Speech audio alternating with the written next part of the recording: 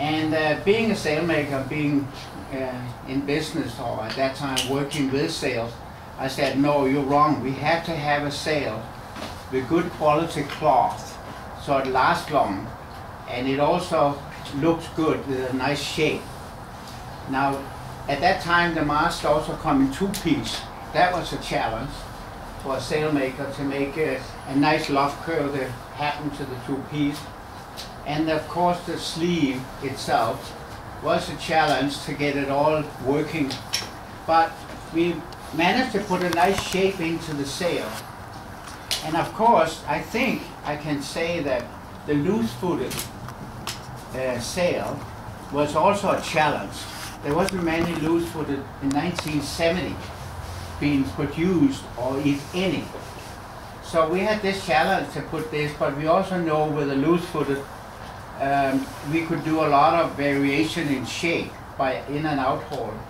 And Dave later on is going to actually today, which is 42 years later, tell you how you are adjusting the sail to go fast, because they've gone through a lot of experimenting over the years how to do it.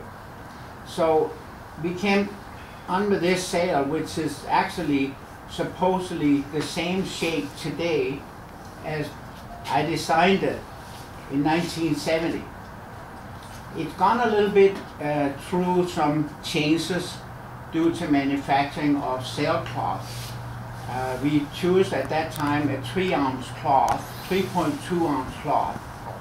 Today it's a 3.9, a little heavier, because they couldn't produce the 3.2-ounce cloth fast enough, or actually in the looms when they wove the cloth, they were slower because it was a very tight woven cloth, where the 3.8, actually it's 3.8, 3.9 is the radial laser, which I'm going to tell you a little bit about too.